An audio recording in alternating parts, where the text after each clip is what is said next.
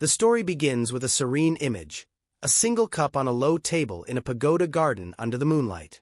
Two figures are present, an elder, Gwi Ryongja, his face showing a hint of disappointment, and a younger man with a scar on his cheek, his gaze guarded. A close-up of the elder's face follows, speaking about when they first met they were both young.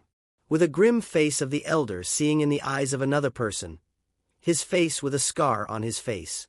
The liquid being poured, accompanied by the text, "I guess that was 40 years ago, when I first met this man," leading to the plea, "Please use the great regression technique to send me back to the past." A closer view of a younger man with dark hair and piercing eyes in the foreground, while the figure we've seen earlier stands in a bright doorway in the background. The elder's face in shock reveals his surprise at the request.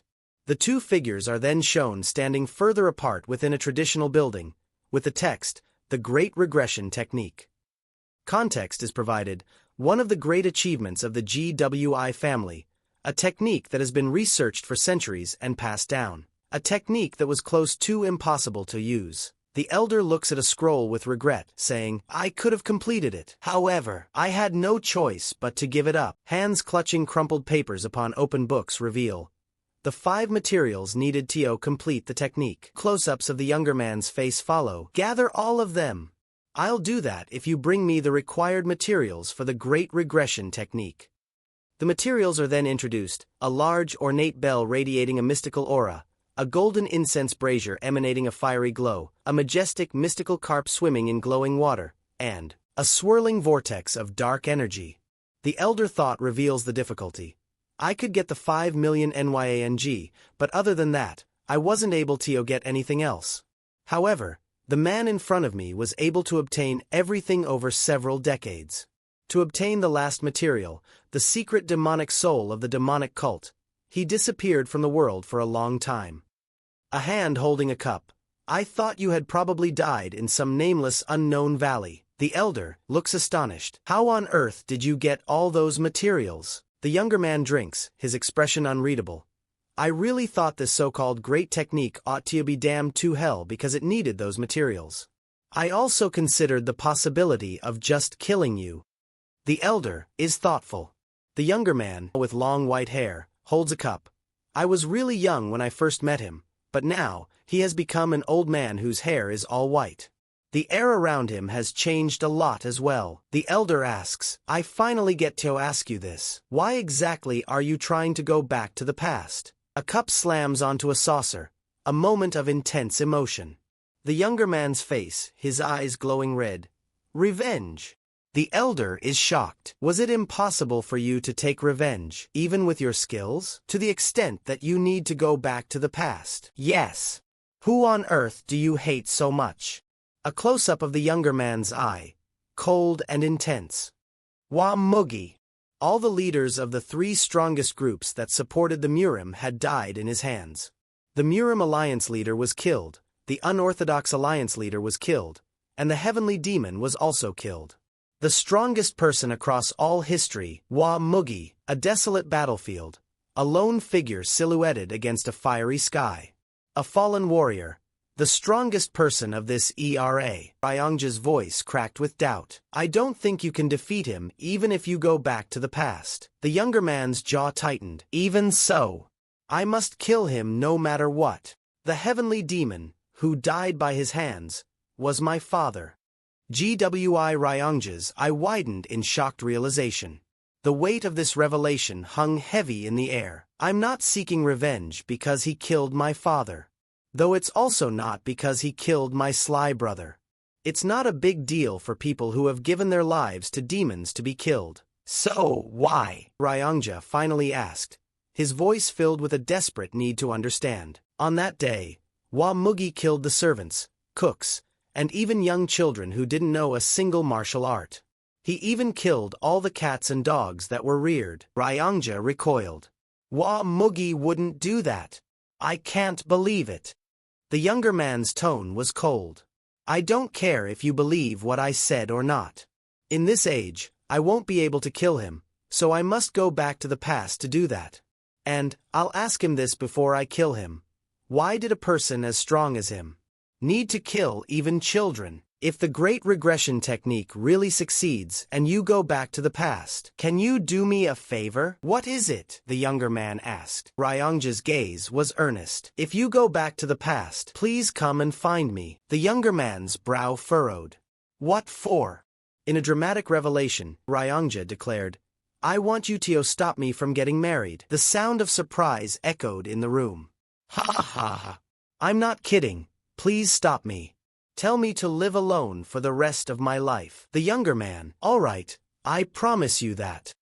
Let's go to the place where the great regression technique will be used. As they stood, the younger man staggered. Are you all right? He asked, concerned for the elder. I can still hang in there. I lost one arm and one eye, but that was a cheap price to pay in order to obtain the secret demonic soul. The chamber where the ritual would take place glowed with an eerie light.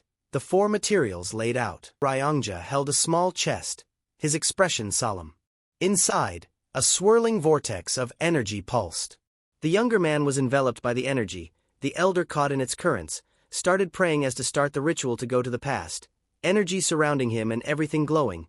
Suddenly a white light emerges from the center, forming a portal-like thing in the space, breaking the surroundings. This made the elder in shock, rejoicing in joy, saying, he did it.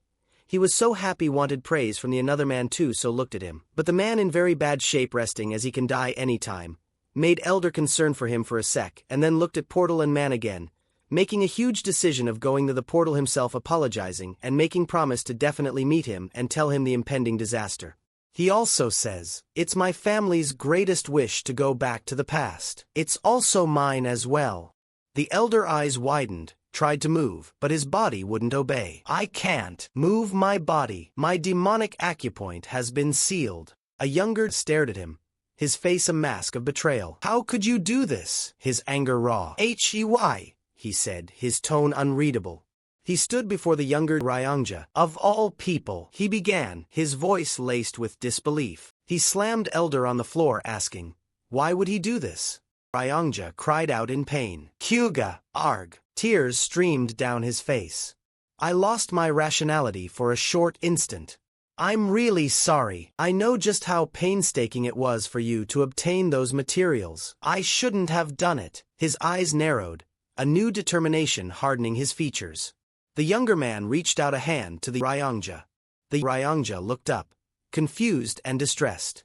The younger man supported him as he coughed, weakened. I'm a selfish person too. I cared for no one but myself, and that was how I could gather all those materials.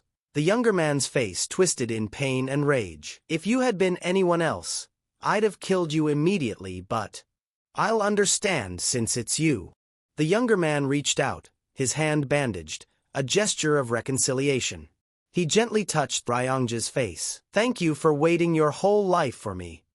Tears welled Ryongja's eyes, shock and understanding dawning on his face. He began to weep, deep sorrow etched on his features. I'm really sorry. The younger man looked down at him, a flicker of understanding in his gaze. The younger man's face softened, the scene shifted, the world around them fading into monochrome, save for the younger man's blue clothing, butterflies fluttering around them. What? The man exclaimed in disbelief. He looked all around him and saw butterflies, the elder, and noticed. Everything just stopped, the younger man exclaimed. A voice echoed, you have passed all the tests. An ethereal figure appeared, radiating golden light. Who are you? The younger man asked. The figure responded, the person who can send you back to the past. Their voice resonated with power. There's no way a human can understand the logic of the heavens. Did you think a mere creature and some materials could make traveling back in time possible? The figure continued, revealing the true nature of the great regression technique. The true materials of this technique aren't the materials, but the efforts you have offered to gather all of them. You have passed the test. You have lived your life with one goal in mind as you sacrificed everything you had. And forgiving Ryongja was the last test for you. It was actually the toughest test out of everything, but you were able to pass it easily. The younger man stood before the figure. If I've passed the test, then fulfill my wish. Please, send me back to the past. The figure inquired, what will you do there? The younger man's eyes hardened. I will kill the one who deserves to die and save those who aren't supposed to die. The figure pressed further. Is that all you wish to do when you go back to the past? I want to live my life meaningfully. The figure's voice was gentle but probing. What do you regret? The younger man cried out. All of it. Ever since I was born, none of my actions were out of my own free will. They were all driven by a certain something. The ethereal figure considered his plea. Finally, a swirling vortex of energy formed. I'm curious about the kind of life you will live. I look forward to the new life you will have. With those words, the monochrome world dissolving into vibrant color. The younger man, his face etched with a mix of sorrow and resolve, turned to the elder Ryongja. I'm really sorry, he said. He paused. A moment of reflection before continuing. The remnants of the ritual chamber swirled around them. The elder Ryongja looked at him. I know it's shameless of me to say this, but please don't forget your promise to me. You must stop me from getting married. The younger man's face was serious, his brow furrowed as he contemplated the unusual request. He turned away from the elder Ryongja, a swirling vortex of fiery energy before him. Stay well, he said, a parting farewell. The elder Ryongja watched him go, a sudden panic in his eyes. Hey, he shouted, but it was too late. Remember to do what I told you. His voice echoed as the younger man disappeared into the bright light. The younger man was gone, his eyes, wide open, reflected the intense energy of his journey. Then, he appeared in a new place, a younger version of himself with dark hair tied back with a red ribbon. He stood amidst a stunned crowd. His gaze focused, determined. He looked up at a large, imposing stone statue. The crowd cheering as some competition going on, the younger man smirked, confident and ready. Came back to the past. He held a sheathed sword, prepared for action, his expression serious. He stood before a large building, figures lined up on the upper level. One figure sat on a throne, bathed in a red glow. It was his father, a man with dark hair streaked with gray, his face stern and imposing. Father, the younger man whispered. The man on the throne's eyes widened in surprise. The younger man's face softened, a hint of melancholy in his gaze. How long are you going to keep us waiting for, second young master?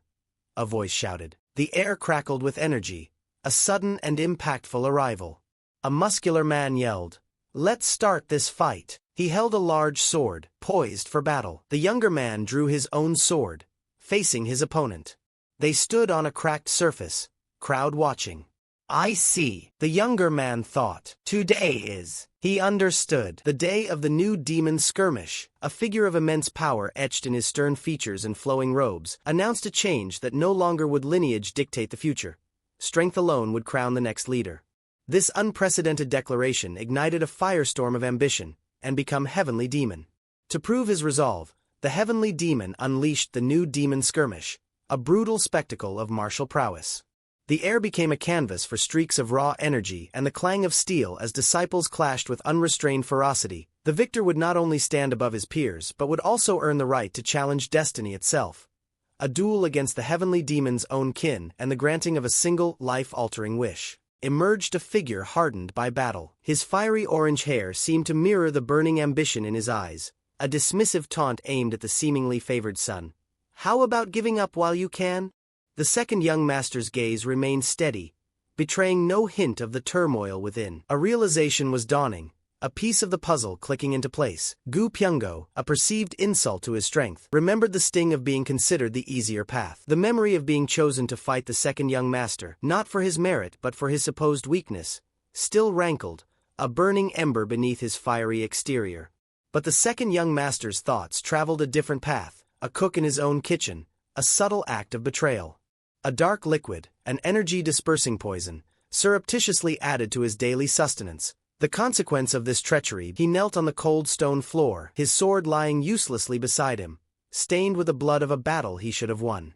Seeking solace and justice, he had turned to his father, laying bare the insidious plot that had cost him victory. The Heavenly Demon's gaze, when it finally met his son's, held a weight of unspoken judgment. Only a stern disappointment that seemed to lay the blame squarely at the feet of the fallen son for his vulnerability. Yet, within that crushing disappointment, a spark of defiance ignited. The second young master resolved to rise above the setback. From the ashes of his defeat, a new understanding began to bloom.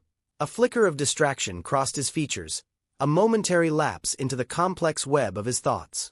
The fiery-haired Gu Pyungo stood ready. The second young master finally broke the silence. "What did you say your name was?" The question hung in the air. Gu Pyungo, taken aback by the apparent nonchalance, responded with a mix of confusion and rising anger. He was a disciple of the esteemed Blood Heaven Sword Demon, a lineage that commanded respect and fear. Gu Pyungo addressed his opponent. He assumed the second young master's willingness to fight him implied a similar level of self-assurance.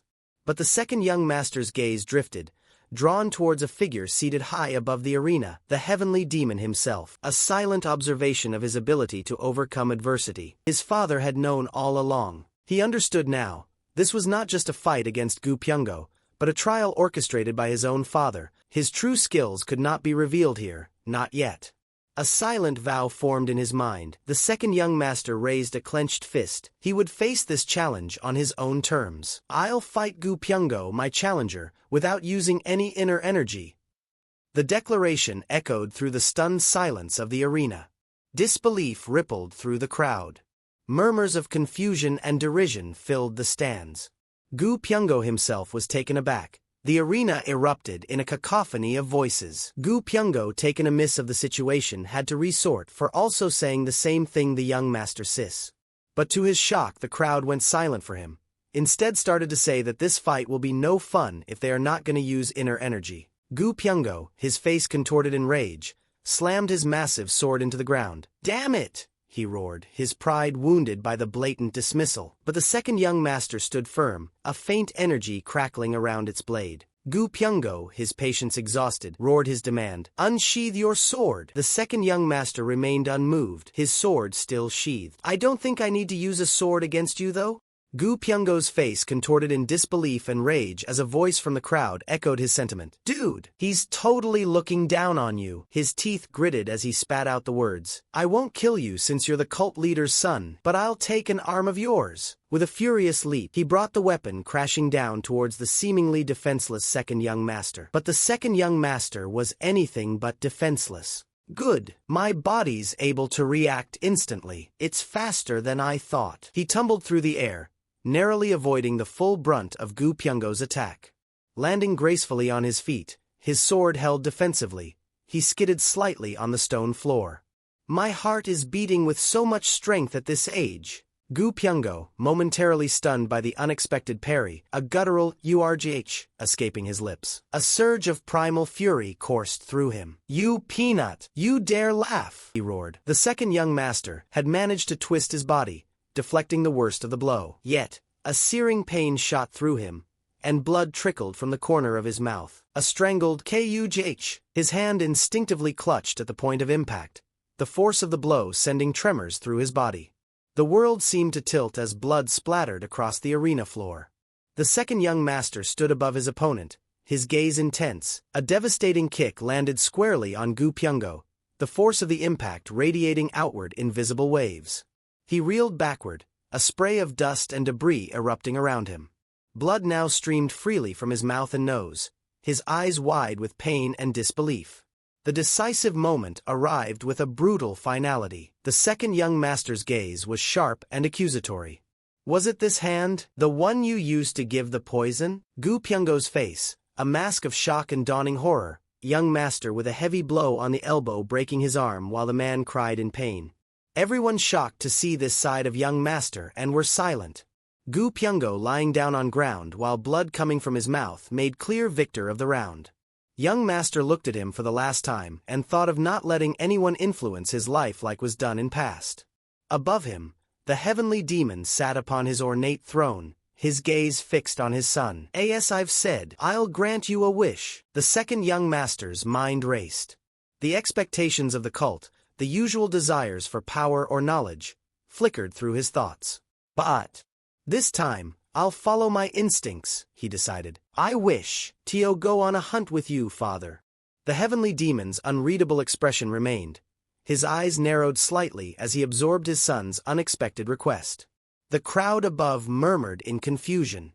Below, Gu Pyongo knelt in defeat, clutching his injured arm. The heavenly demon's gaze remained steady. You want to hunt with me? Looking up at his imposing father, the second young master offered a respectful nod. Yes, I heard you enjoyed hunting when you were young. I'd like to learn how to hunt from you. A close-up on the heavenly demon's eyes revealed a deeper contemplation. Standing, his majestic robes flowing around him, he declared, "We'll depart tomorrow at dawn."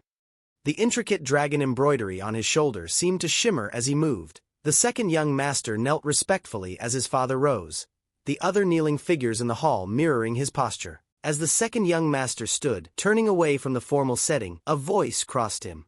"What an idiot," he mused internally. "I can't believe you made such a lousy wish."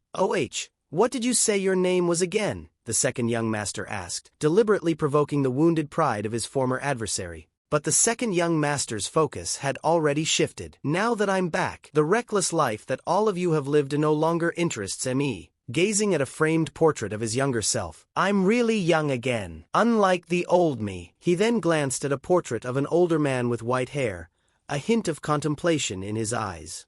His thoughts then turned to a specific individual. Wa Mugi. What could he be doing right now? If I can find him and kill him before he becomes strong, then I can resolve this whole matter easily, he reasoned. The problem is that he's hard to find. He appeared in the Jianghu as if he fell out of the skies. After he destroyed the Murim Alliance, the Unorthodox Alliance, and the demonic cult, he hid himself from the world, so there isn't much information on him. But trying to find him by telling the whole world his name to find him would be a dangerous act of provocation. In the END, my top priority is still Tio become stronger than Hwa Mugi. He stood in his room, clenching his fist, the image of a bookshelf filled with scrolls a testament to his pursuit of knowledge and power. A voice interrupted his thoughts. "Young master," a cheerful voice called out. The second young master turned to see a woman with a distinctive appearance. Recognition dawned in his eyes. "Li Ahn," he exclaimed. "That's correct, young master," Leon replied, her cheerful demeanor unwavering. The second young master's thoughts drifted back to a past encounter. I didn't know at this time that her huge size was because of the martial arts she learned. Body petrification technique. A vivid memory flashed through his mind. Leon throwing herself in front of him, shielding him from a deadly attack. She threw herself in front of me to block the sword aura that Hwa Mugi sent my way. Looking at Leon, a wave of regret washed over him. I didn't realize her voice sounded so nice. She was ready to throw away her life for me, but I only thought of her as a simple bodyguard at this time. I took her for granted. Just like how people take having oxygen in the air for granted. He looked at Leon, truly seeing her for the first time. Her gentle, upturned gaze held an unwavering loyalty. "She's bigger than I remembered," he thought, a hint of awe in his observation. "She will be the greatest beauty in the world." Young and radiant, framed by blossoming roses, she seemed destined for a life of grace, her once delicate form swelling with unspoken tears. "I'll protect you, young master," the silent cries that painted shadows under her eyes. He then with a smile thought that she has already noticed change in him. "Let's go. I'll show you something even stranger." "Where are we going?" she asked. "To flip the dining table," came the cryptic reply. They entered a hall where an audience of elders awaited. The air crackled with unspoken tension. Suddenly, a voice cut through the silence. "Why did you do it?" An old man, likely be the owner of the shop, asked in confusion. "What does he mean?" Young master gaze fell upon the underling of the owner, and asked him why did he poisoned his meal. Him denying quickly made master ask another question to him about the gamble of 3,000 niang he received. This made him fluster as he knew he was caught and had gambling addiction. The man kneeling suddenly realizing of his grave mistake apologized to master. Master asking him lastly of was he Gu Pyongo and him accepting it. Now everything was clear. Master swing his sword cutting his head and blood splatting everywhere. Everybody was in shock, while master speaks, shame on a cook who dares to poison food for others. An old man, kneeling amidst a pool of blood, his hands trembling, declared, "My apologies, young master. I take full responsibility for this." "Why you? The one at fault is the one who poisoned my meal." But the old man insisted, "No, everything that happens in the kitchen is my responsibility." Brow furrowed. "Cook Lim, does that mean anything unjust that happens in the cult is my father's fault?" Cook Lim's eyes widened in alarm. Pardon. Standing slightly behind the young master, her face a mixture of shock and dawning understanding. No, that's never the case. So why are you trying to take responsibility for this? Cook Lim remained silent, his head bowed. Abruptly, Master sheathed his sword. Stop talking nonsense and cook me shredded chicken noodles for dinner. It's been a while since I've had that for dinner. The young master looked at him, a hint of surprise on her face. Didn't you just have that a few days ago? Master gaze met hers, a flicker of something unreadable in his eyes. That was a few decades ago to me, he murmured. The next day, at dawn, a solitary figure stood before the majestic heavenly demon pavilion. What's with all those distracting belongings on you? He questioned, his gaze sweeping over young master attire. They're things that are needed for the next few days, he replied. The elder's brow furrowed. Days? I only plan for a day's hunt. Who knows? You might enjoy the hunt and stay for a few more days. The elder's gaze narrowed, a close-up of his watchful eye revealing a deep suspicion. That's an ambitious dream you have there, the elder remarked. He simply offered a cryptic smile, his true destination now unveiled, towering mountains in the far distance. Now, Master found himself deep within an ancient forest, the gnarled roots of colossal trees twisting around him like the veins of the earth. Suddenly, a voice echoed through the trees. You're better than I thought, his eyes narrowing at the unseen presence. Did he notice I was hiding the skills I've built up in my past life while fighting Gu Pyongo? A decision forming in his mind. It would be better for me to tell him. I was hiding my skills, young master admitted. I noticed, the elder confirmed, his gaze unwavering. Young master's smile widened slightly. I'm not a cat that hisses, but a beast that hides its claws. The elder's eyes narrowed further, a hint of curiosity flickering within them. Why would a beast hide its claws? He paused, considering his words carefully. Oh, I hadn't thought of it from that perspective. That's why you're a cat. How much of the soaring sword art have you mastered? He then inquired. A mental image of the soaring sword art, a dance of lethal grace and breathtaking speed, flashed through his mind, and it's thought to be an extremely advanced martial art similar to the martial arts learned by the demon supremes. A quiet confidence settled in his gaze. I've completely mastered it. Young master plucked a fallen branch from the forest floor and executed a lightning-fast strike. His eyes widened momentarily in genuine surprise.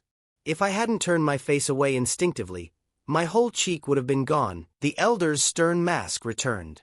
You would have simply paid the price of having lied to me. You would have been able to dodge it if you really mastered it completely. His brow furrowed slightly. Even so, I have a face that resembles yours. It wouldn't look nice with a scar on it. A tense silence hung between them. Did I go overboard? He briefly wondered, a flicker of uncertainty in his eyes. Finally, the elder spoke. To have completely mastered it at your age, that's worthy of praise. Made him shock as his father never praised him ever in his previous life. A small, almost shy smile touched his lips. Thank you. They resumed their journey deeper into the misty woods, the earlier tension easing into a cautious understanding. Eventually broke the silence, his question unexpected. Who did you learn hunting from? He paused. My older brother. Eyes widened in surprise. I had an uncle, his gaze drifting to a distant point. He died. I killed him when I was around your age. The air thickened with the weight of his confession. He looked at the elder's retreating back, a whirlwind of emotions churning within him. You did great, he said, made the elder in shock. The elder halted, turning his head slightly, his gaze meeting master. Him continuing, otherwise, I wouldn't been born. The words hanging in the misty air. He watched the elder, a growing unease settling within him, thinking that his father would also had hard time while killing his family member. Back then, I couldn't find any other solution, elder spoke. Master gaze sharpened. He couldn't find a way to win the successor war without killing his own brother. Huh? He clenching his fist. I hope you won't think that I can do it. The elder turned his head, a grim resolve etched onto his face. I can't do what you weren't able to, and you already know that there's no need for me to even consider that. Because my brother is that vicious and cruel. A fleeting, shadowy image of a menacing figure flashed in his mind. The elder's gaze hardened, a steely determination in his eyes as they stood amidst the ancient trees. Speaking ill of him when he's not around, huh? The elder thought again, a brief flicker of guilt before his expression settled into a mask of resolve.